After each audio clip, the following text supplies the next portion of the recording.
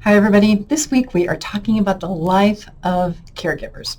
So if you are a caregiver, new caregiver, been doing this for a while, been doing it for a really long time, how to live the life you want can mean building inner strength. And so for the purpose of this video, we're going to talk about how caregivers can gain inner strength and learn options to disentangle or untangle all of these caregiving relationships and all of the components of your life that go into caregiving. Now, there's a lot of ways to answer this question, but specific to this, what you want to do is you want to look at your life as the caregiver. A lot of caregivers say, oh, Pamela, I don't even recognize the person I've become because all of this caregiving stuff is taken over my life, and so I don't have a life anymore, right? And so part of the idea of this is we're going to look at what we want in our life as a caregiver and the things we don't want in our life as a caregiver and how to balance those out. I'm Pamela D Wilson. My website's PamelaDWilson.com. I have been helping caregivers and aging adults for over 20 years. I invite you to press the follow button, press the share button below, follow me on my YouTube channel, because every week I answer questions caregivers ask. So let's start with kind of like the meaning of life for caregivers. And this is very different if you are 20 or 50 or 60 or 70. So the first step is you want to become very clear on what you want in your life. And the easiest way to do this really is to get a pad of paper and just start writing all of this down. So let's look at relationships, because this is where a caregiver's life goes off track. So if you're in a relationship and you put another person's needs before yours, like many caregivers do, so an aging parent, grandma and grandpa, a spouse, you put their needs above your needs. That puts you at the bottom of the pile, right? So the question to getting your own life is, how do you manage these relationships and the habits that you have about being very helpful and putting other people's first to getting what you want out of life? And so when we think about this, this can relate to the ability to set boundaries and say, well, no, I can't do that, but I can do this, and to really define how you want to be involved in a caregiving relationship. Now, the problem is we don't have these conversations when we first start to be the caregiver, right? So we get in and we're the caregiver, and then all of a sudden we're realizing, like, holy moly, this is out of control. So as a caregiver, realize that what you want out of life is important. Your needs matter. It's important for you to have a life outside of this caregiving relationship. And that's a lot of times where caregiving goes wrong. Caregivers become so involved in caregiving, 20 hours a week, 30 hours a week, full time. You're living with your parents are living with you, or your grandparents, or whoever you're taking care of. And so if you've always been this wonderful, helpful, and supportive person, and you're saying, oh, yes, I'll do this, I'll help you, and you've come to this brick wall where you're like, wow, I can't do this anymore. You've got to start setting boundaries and defining what you want in your life by writing it down. Then you have to start actually talking about it, which is going to be difficult if you've kind of already gone past this situation where you've been doing everything and you've made it really easy on other people not to help you, and your parents rely on you and your spouse relies on you. So in a sense, you have to change this situation that you have created, that you've set up, that you've established. And so how do you have these conversations? Well, part of that is by writing down the list. This is what I want. This is what I don't want.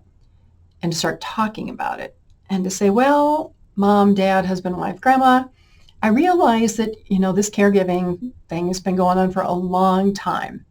And because of my actions and my behaviors, I've probably set up a lot of expectations, things that you expect me to do and you think that I'm going to be able to do for the rest of my life and the rest of your life, right?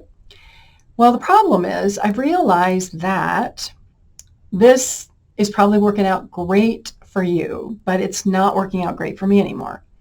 And so I want to talk about my plans to start changing this situation. And I realize that this may be a shock to you. It may be totally upsetting. And if it is, I apologize. But I need to start putting some of my needs and my family's needs first. And I'm not going to just abandon you. We're going to come up with options to work this out. But coming up with options and initiating the change is not really an option. It's something that we have to do. So the thing you want to realize when you start having these conversations is you can control how you respond, but you cannot control how the other person is going to respond. And again, if you've been giving and giving and giving, and you've set up all these expectations, the person you care for probably is not going to react very well, at least at first. And so it's going to kind of be like this train wreck or this car crash where you start to have this conversation and they may just blow up and fall apart, right? So you have to be prepared for that, and you have to be able to control your reaction so that you don't react in a similar manner, and then you raise the whole situation and everybody's all upset. So here's like the other thing to consider in this relationship of getting your own life back. So as individuals in life, we create our own problems. We create our own situations. Now, caregivers who want to be helpful a lot of times take on the problems of other people, the people that you care for. So a couple of things that you want to consider is it's not your responsibility to fix somebody else's problem, right? It's their responsibility. It's not that you can't help or that you can't be supportive or that you don't want to do that, but the end problem, right, resides with the person who created the problem or who has the problem. We're all active participants in our life, just as our parents and our grandparents and our spouses are, right?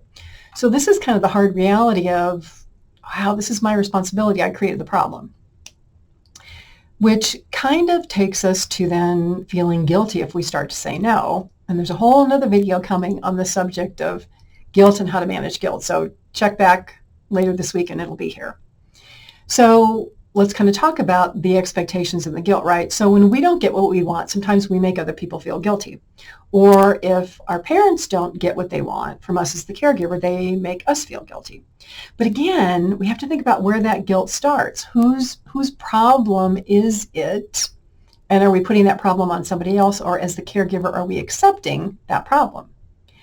So when we think about getting our own lives as a caregiver, and expectations and disappointments and frustrations and guilt and all of that, we really have to think about who owns these feelings. And we own our feelings as a caregiver. Our parents own their feelings. But if we want to live the life that we want and place our needs at a priority, we're going to have to become comfortable dealing with all these feelings and all these emotions. And that's the hard part of caregiving, right?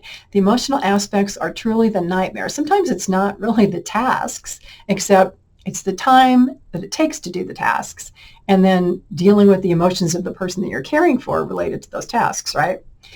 But it's the emotional aspect of all of this that really is hard on caregivers when they need to change their situation. And so part of living your own life is learning to stand up for yourself and fight for your needs and realize that you're as just important as everybody else in your life.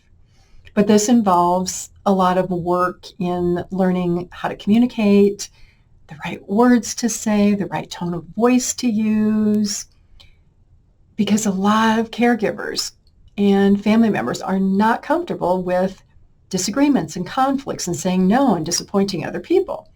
And so what happens is you find yourself in the situation you are today where you've done a lot of things that you really didn't want to do and probably that you still don't want to do because you're afraid to speak up and say no, and you don't want to face a negative reaction from your parents or your spouse.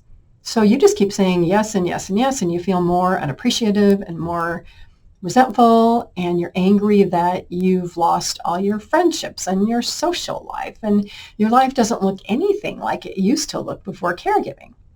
So the best way that we can all, and this is, whether we're the caregiver, whether we're the person receiving care, And honestly, if we're the caregiver, eventually we are going to be that person who needs care, right?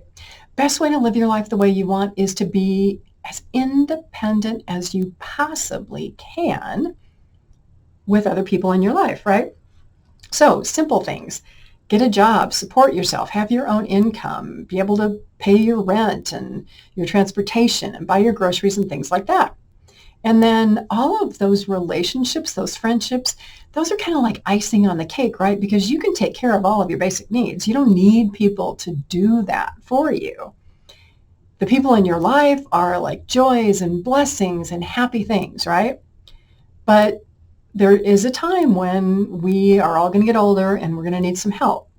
But again, the more independent we can be, the more things we can do for ourselves. If we need help from somebody, it's not going to be like we're going to place a burden on them or make them feel guilty because they can't do something, right? So the biggest way that caregivers can help aging parents is to not overdo. Don't become that 24/7 caregiver. Help your parents, grandparents, spouses do the things that they can do, even if it takes them a long time, right? Help them remain as independent as possible for as long as possible. And so there's going to be more tips on this whole how to live your own life and get your life back in an upcoming podcast. I will put the link down below in this video. Again, I'm Pamela D Wilson. My website is PamelaDWilson.com. On there, a lot of hope, help, and support for caregivers and aging adults about all of these health and relationship and financial and legal topics. So check out my website and please follow me here on YouTube. I will see you all again soon in another video, and check back later this week. We're going to talk about guilt.